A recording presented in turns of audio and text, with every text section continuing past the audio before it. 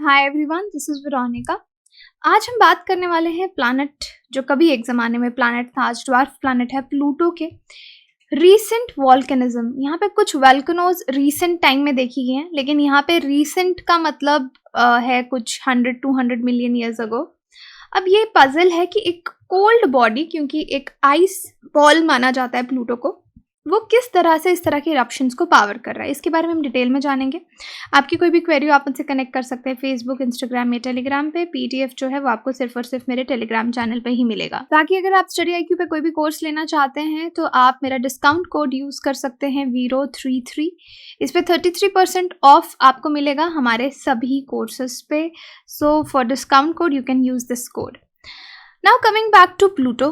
Pluto के बारे में आप इसकी सारी हिस्ट्री जानते हैं कि ये सबसे रीसेंट प्लैनेट था जब ये प्लैनेट कंसीडर किया जाता था, जिसको डिस्कवर किया गया था नेपच्यून के बाद। लेकिन बाद में इसको प्लैनेट से डी प्लैनेट कर दिया गया, ड्वार्फ प्लैनेट कहा गया, क्योंकि कुछ कंडीशंस रखी गई जो एक प्लैनेट फुलफिल करेगा, कोई भी सेल्शियल बॉडी फुलफिल करेगी, उसी को हम प्लैनेट कहेंगे। तो ये वो कंडीशंस फुलफिल नहीं करता था, इसको डी प्लैनेट भी कर दिया गया।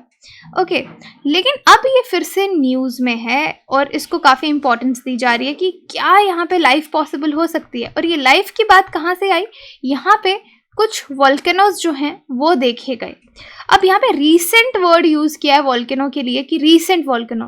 तो रीसेंट का मतलब यहाँ पे 100-200 मिलियन ईयर्स से है, क्योंकि हम जब कभी प्लूटो बना होगा, इसका जब फॉर्मेशन हुआ होगा ऑलमोस्ट अर्थ के साथ साथ ही, उस टाइम से अगर कंसीडर करें तो 100-200 मिलियन ईयर्स हमको रीसेंट ही लगते हैं।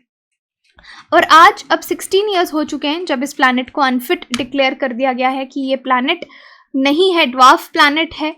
लेकिन अगेन इसकी मिस्ट्रीज जो हैं वो ख़त्म नहीं हो रही। अब नई मिस्ट्री जैसे मैंने आपको बताई, वॉल्केनोज ऑफ आइस। अब आप खुद ही सोचिए, वॉल्केनो अगर हम अर्थ की सरफेस पे देखते हैं उसमें काफ़ी लावा और हीट ये सब होती है जिसको पावर करती है और लावा आउटफ्लो करता है। लेकिन अगर यहाँ पे आइस बाहर आ रही है, क्योंकि यहाँ पे इन्होंने देखा, जिस तरह से आप पिक्चर में ये वाले एरियाज देख सकते हैं, तो बेसिकली ये माना जा रहा है कि ये वाटर है प्लस अमोनिया है। तो इससे बहुत सारी पॉसिबिलिटीज़ जो हैं वो खड़ी होती हैं, क्योंकि कहीं पे भी अगर वाटर हो तो हम वहाँ पे अंदाज़ा लगाते हैं कि वहाँ पे लाइफ हो सकती है। तो प्रिंट मीडिया में भी आप इसके बारे में पढ़ सकते हैं। इस तरीके से हमारा सोलर सिस्टम है और यहाँ पे आपको प्लूटो नज़र आता है। अब इस ड्वार्फ प्लैनेट की अगर हम बात करें तो आप ये स्क्रीनशॉट में प्लूटो के बारे में जानकारी देख सकते हैं कि 1930 में इसको डिस्कवर किया गया था और फिर रीक्लासिफाई किया गया 2006 में इसको एज अ ड्वार्फ प्लैनेट। कभी कभी इसको डबल प्लैनेट सिस्टम भी कहा जाता है, क्योंकि इसका लार्जेस्ट मून शेरन है, वो प्लूटो के हाफ साइज का माना जाता है। So this is all about Pluto. Dwarf planets क्या होते हैं? अगर हम इंटरनेशनल एस्ट्रोनॉमिकल यूनियन, उन्होंने जो भी डेफिनेशन सेट की है प्लैनेटरी साइंस के हिसाब से, ड्वार्फ प्लैनेट वो सेल्शियल बॉडी है। सेलेस्टियल बॉडी आपकी कौन सी होती है? जो भी आपकी स्पेस में पाई जाती है, जो सन के आगे पीछे चक्कर लगाता है, उसके पास काफ़ी मास है कि वो राउंड शेप में आपको दिखेगा। लेकिन तीसरा कैटेगरी जो है कि उसका नेबरहुड क्लियर नहीं है, यानी जैसे अर्थ है, अर्थ के नेबरहुड में उसका मून है। तो यहाँ पे कहा जाता है कि किसी प्लैनेट को आप प्लैनेट तभी कंसीडर करेंगे अगर उसका क्लियर्ड नेबरहुड होगा, उसकी सैटेलाइट के सिवाय वहाँ पे कुछ और नहीं होगा। तो इस कैटेगरी में आपका प्लूटो नहीं आता, इसलिए उसको ड्वार्फ प्लैनेट में रखा गया है। अब ड्वार्फ प्लैनेट कौन कौन से हैं? सीरीज है, प्लूटो, एरिस, मेकमेक, होमिया, ये कुछ ड्वार्फ प्लैनेट्स हैं। किस दिन प्लूटो को डिमोट किया गया था, यानी प्लैनेट से वापस डी प्लैनेट आपके कह लीजिए किया था, उसको प्लैनेट से हटाया गया था, तो वो 24 अगस्त को किया गया था, इस दिन 2006 को।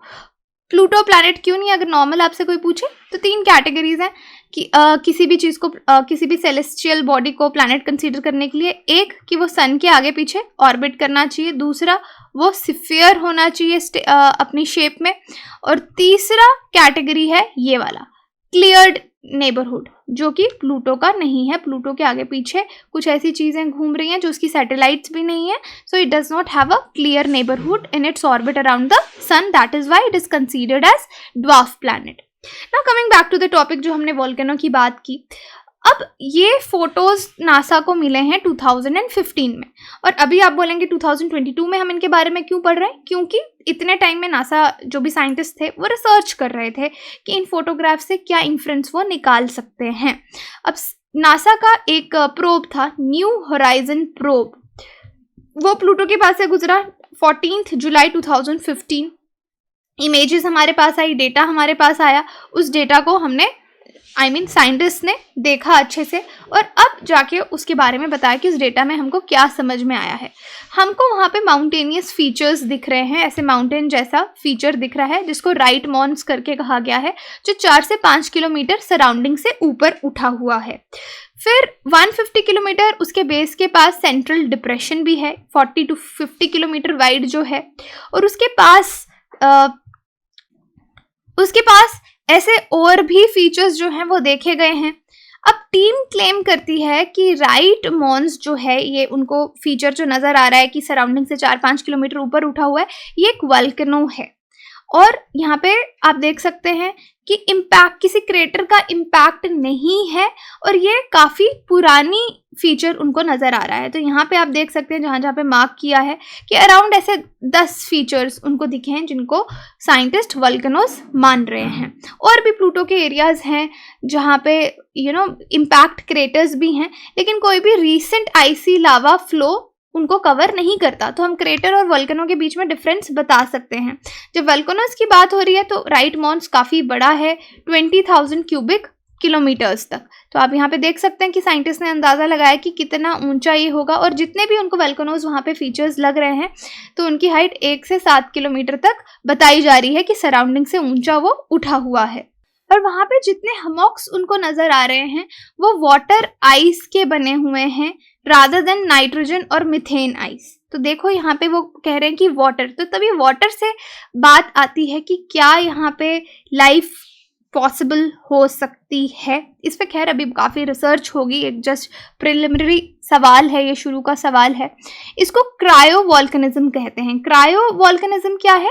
आइसी वाटर निकलना, मॉल्टन रॉक्स की जगह जब आइसी वाटर इरप्ट होगा आप उसको क्रायो वॉल्केनिज्म कहेंगे।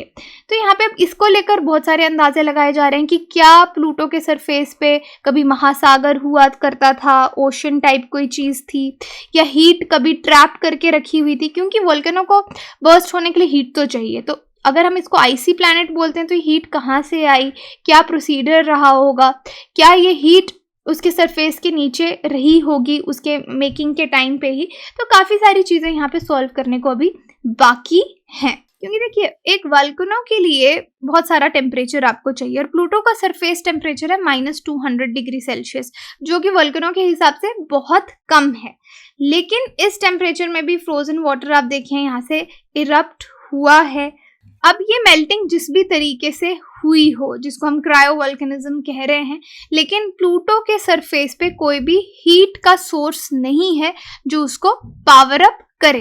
तो यहाँ पे यही चीज़ एक मिस्ट्री बनी हुई है जिसका ये पता, जो साइंटिस्ट हैं, एक्सपर्ट्स हैं, वो इसका पता लगाना चाहते हैं। और अगर यहाँ पे हम टाइडल फोर्सेस की बात करें कि प्लूटो का जो इंटीरियर है शायद टाइडल फोर्सेस की वजह से हीट अप हो, तो इसका भी बहुत लिमिटेड स्कोप है। यहाँ पे टाइडल फोर्सेस यानी जैसे ग्रेविटेशनल इफेक्ट हो गया ऑर्बिटिंग बॉडीज़ के बीच में, मून या प्लैनेट के बीच में, उसके चांसेस भी बहुत कम हैं जो कि इसके इंटीरियर को गर्म कर सकता है, क्योंकि ये चीज़ जुपिटर और सैटर्न के मून पे देखी गई है। अब जो अमाउंट ऑफ रॉक प्लूटो के सरफेस के नीचे हो सकते हैं वो भी इतने नहीं हैं कि हीट रेडियो एक्टिविटी से प्रोड्यूस हो।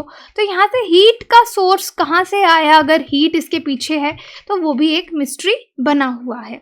अब नए होराइजन्स यहाँ पे ये मिशन जो था न्यू होराइजन मिशन 2015, इसमें काफ़ी सारे जियोलॉजिकल फीचर्स जो प्लूटो पे हैं उनके बारे में पता चला, माउंटेन्स, वैलीज, प्लेन्स, ग्लेशियर्स। उसके बाद प्लूटो का distance that was expected to produce a frozen geological inactive world, ये सब क्यूरोसिटी साइंटिस्ट के माइंड्स में क्रिएट कर रहा है। अब वैसे ये जो इमेजेस हमको मिले हैं प्लूटो के, यहाँ पे देखिए हमारी जो नॉलेज है वो बहुत एक्सपैंड हो रही है इस मिशन की वजह से, न्यू होराइजन की वजह से। जब हम क्रायो वॉल्केनोज के बारे में बात कर रहे हैं, हमारी नॉलेज अब उस तरफ जा रही है कि वॉल्केनिक प्रोसेसेस, जियोलॉजिकल एक्टिविटी आइसी वर्ल्ड्स में भी हो सकती है। इससे पहले हमने ये सब नहीं सोचा था, और इसके बारे में अब जो रिसर्च है वो चलेगी। और सिर्फ यहाँ पे जो मैंने आपको बताया कि राइट मॉन्स करके फीचर इनको दिखा है, अब यहाँ पे इसके पास भी इनको एक और इस तरह के फीचर जो हैं वो मिले हैं, लेकिन जब तक उसके क्लियर पिक्चर्स खींचे जाते, वो साइड प्लूटो की डार्कर साइड पे, डार्क साइड ऑफ सन पे चली गई थी, उसके इतने क्लियर पिक्चर्स नहीं मिल पाए, लेकिन वहाँ पे भी इस तरह के फीचर्स जो हैं वो देखने को मिल रहे हैं। तो डेफिनेटली अब साइंटिस्ट इसके बारे में आगे भी रिसर्च होगी और इन्फॉर्मेशन कलेक्ट की जाएगी। So this is all about Pluto and IC volcanism.